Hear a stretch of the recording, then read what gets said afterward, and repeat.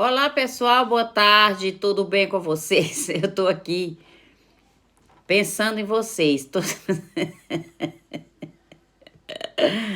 Todo dia eu vou dormir pensando, meu Deus, o que é que eu vou falar amanhã? Meu Deus, me dá uma palavra, eu fico no trabalho. Senhor, me dá a palavra, Senhor, me diga o que eu vou falar. Jesus, eu preciso de Ti, Espírito Santo, me ajude. Então, estamos aqui, irmãos, porque nós realmente somos dependentes de Deus, né? Do Espírito Santo, porque se não fosse o Espírito Santo de Deus, eu não teria nada para falar aqui para vocês, né?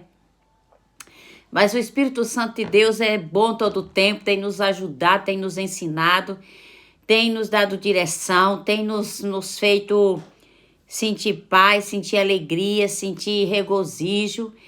Ele tem nos dado um escudo da fé, tem nos vestido com a coraça da justiça, tem nos dado a espada do Espírito, que é a palavra de Deus. Eles lâmpada para os meus pés, é a tua palavra, é luz para os meus caminhos. Então, a luz do Espírito Santo tem sido luz da nossa vida. Nós temos andado decretando, determinando a nossa vitória. Porque, irmão, se a gente ficar parado, a gente não vence. Se você ficar calado, você não vence. Há momento para tudo. Então, o momento que você tem que abrir sua boca e você tem que aprender a fazer declarações favoráveis ao seu favor. Certo? Você viu que Jabes, ele fez uma oração tão pequena e ele disse o seguinte: Senhor, quero ser uma arrematadora para ti. Ó, que me abençoe, abençoe-me muito mesmo. E me alargue as fronteiras, vivendo de maneira abundante. Que seja comigo a tua mão, o toque da grandeza, me preserve do mal, mantendo segura a herança, de modo que não me sobrevenha aflições. Senhor, que o toque da tua grandeza, Senhor, me preserva do mal. Que seja comigo a tua mão, o toque da tua grandeza. Então, que Deus nos favoreça, né? Que Deus nos favoreça nesse dia de hoje, que Ele nos dê visão, que Ele abra nossos olhos, que nós sejamos como a águia, por cima. Você acha que a águia pousa em galho de árvore? Que você já viu alguma águia pousada em galho de árvore? Não, eu nunca vi, eu vejo sempre ela voando. E você vê como que é interessante o voo da águia. Ela está no mais alto pico da montanha e ela dá o seu voo lá de cima. E quando ela chega em cima das águas, ela mergulha, pega sua presa, sobe para cima, bate as asas e ela levanta o voo de novo. É como um avião, né? O avião, ele quando vai levantar o voo, ele tem que levantar o nariz para cima. É exatamente isso. Então, nós somos como águia. Nós que somos como águia, nós temos que exaltar, adorar, glorificar e bendizer o nome santo do Senhor Jesus. Então, nesse momento, que você possa acreditar que Deus está no comando, que Deus está no controle de tudo. Então, hoje Ele vai abater esse gigante na sua vida. Nós estamos aqui em oração, porque eu sei que você precisa desse milagre. Eu sei que você precisa de um milagre. E a gente não explica milagre. Milagre, a gente vive aquele milagre que a gente está buscando. Você está me entendendo? Eu vi um testemunho, né, de uma pessoa, de uma missionária, que nas suas grandes cruzadas, não é no Brasil, foi aqui na Europa, aqui a banda do Arizona, Mississippi, por aí. Ela estava numa cruzada e um homem que havia servido à guerra nos anos 50, aquele homem foi atingido, sofreu um acidente e aquele homem ficou paralítico deficiente. O homem fez várias cirurgias, os médicos disse para aquela família que não havia mais nada a fazer com aquele homem, que ele tinha uma doença e que ele fosse ver o que ele pudesse viver com a família dele, né? Então, é o seguinte, aquele homem foi ali naquela cruzada onde estava aquela missionária e ele, naquele dia, ele andava de muleta e naquele exato momento aquela mulher olhou para ele e disse, fica em pé. Ele muito fraco por causa da doença que ele tinha, hemorragias, né? e ficou de pé com as muletas. E ela falou assim para ele: solte as muletas agora. Solte as muletas. Ele soltou uma. Ela falou: solta a outra muleta. Ele soltou a outra muleta. No fim, soltou as duas muletas. Era para soltar a uma, ele soltou uma, depois soltou a outra. Então, nesse momento, eu quero dizer para você que Deus está no comando, que Deus está no controle. E vai agir na sua causa. Amém? Tenha calma, acredite que Deus está no controle. Hoje ele vai abrir a porta para você. E a outra pessoa que também foi diagnosticada com câncer, ela foi fazer uma cirurgia de vesícula. Ela foi fazer uma cirurgia de vesícula e quando os médicos abriram, não fizeram a cirurgia porque constataram que aquela mulher estava com câncer. E os médicos fechou e foi dar notícia para o marido. E disse para aquele homem: não podemos fazer a cirurgia, porque sua mulher está com câncer e o câncer já está por toda a parte do corpo. Está no fígado, está em todo lado, pipocou tudo. Leve a sua esposa para casa, ela tem simplesmente de 6 semanas a 8 semanas de vida. E foi para casa aquela mulher, só que quando deram a notícia para ela disse que não aceitou aquele diagnóstico, ela não aceitou aquela decisão do médico. E a cunhada dela era evangélica, eles eram evangélicos, e ouviu falar dessa missionária, né? Naqueles anos 50, anos 49 por aí, e disse: vamos escrever uma carta para o programa dessa missionária e vamos pedir a oração. E vocês sabem o que aconteceu? O que aconteceu foi que escreveram a carta, pediram oração. Aquela mulher que não andava, que estava com apenas 30 e poucos quilos, nas 2 semanas seguintes a mulher conseguiu andar. E aquela mulher foi para uma daquelas conferências, e lá, nenhuma dessas conferências, aquela mulher que estava diagnosticada com de 6 a 8 semanas de vida, aquela mulher foi curada. Aquela mulher foi curada daquele câncer que estava dentro dela, que já tinha tomado tudo. Então, aquela mulher estava testificando do que Deus havia feito na vida dela. Gente, o poder de Deus se manifesta na vida daqueles que crerem. Para Deus não existe câncer, não existe cegueira, não existe surdez, não existe ninguém mudo, não existe problema de coração, não existe problema de pressão alta, faltando ver, tem que colocar válvula, tem que colocar isso, tem que colocar aquilo, tem que tomar remédio para isso, tem que tomar remédio para aquilo. Você quer saber de uma coisa?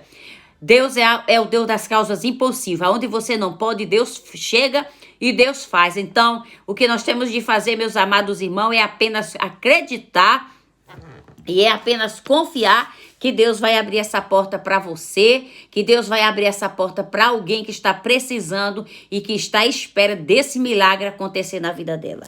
Olha só o que a palavra de Deus diz em 2 Crônicas 20, o rei Josafá, que estava ali sendo ameaçado pelos moabitas e os anonitas, e alguns neunitas declararam guerra contra Josafá. Já imaginou?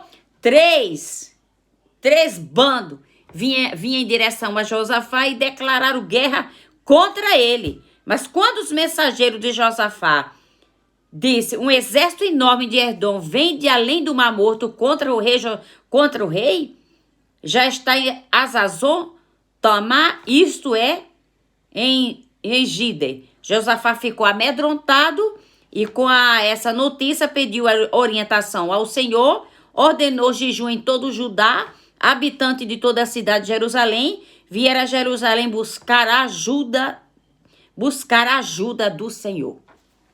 O rei Josafá recebeu uma notícia péssima. Muitas vezes nós recebemos notícias péssimas, recebemos telefonemas péssimos, recebemos recados péssimo. Muitas vezes você deita alegre, feliz, contente, mas no dia seguinte você acorda com uma atordoada na sua porta. O seu telefone toca, uma mensagem chega, alguém lhe agride, alguém lhe fere, alguém lhe ameaça, alguém trama qualquer coisa contra você. Mas esse rei aqui também, naquela época não tinha telefone, naquela época não tinha telegrama, naquela época tudo era escrito pela mão, ou o mensageiro tinha que levar de cavalo, de carruagem ou a pé, de alguma forma. Eles vinham e informavam, tinha um mensageiro para trazer as mensagens, certo? Hoje em dia tudo é mais fácil, a tecnologia tá por aí espalhada em todas as partes, até mesmo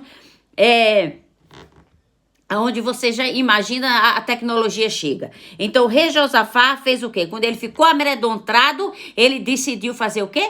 Buscar o Senhor. Ele decidiu, ordenou um jejum em todo o Judá. Foi todos ali. Todos ali. A Bíblia diz que todos jejuaram, crianças, adultos, jovens, todos se prostraram diante do Senhor. Então ele disse assim, Josafá disse, não sabemos o que fazer, nós mais esperamos o socorro que vem de ti. Nós não sabemos o que fazer, mas esperamos o socorro que vem de ti. Então Josafá se prostrou com o rosto no chão e todo o povo de Judá e de Jerusalém fez o mesmo. Adoração ao Senhor. E em seguida os levitas de clã, os coates, os coré se levantaram para louvar em alta voz. E ao Senhor Deus de Israel. Bem cedo, na manhã seguinte, o exército de Judá saiu para o deserto de Tocá. No caminho, Josafá parou e disse, escute, meu povo, de Judá e de Jerusalém. Creia no Senhor, seu Deus, e permaneça firme. Creia em seus profetas e terão êxito. Pois, depois de consultar o povo, o rei nomeou cantores para ir adiante do exército, cantando e louvando o Senhor por sua santa majestade.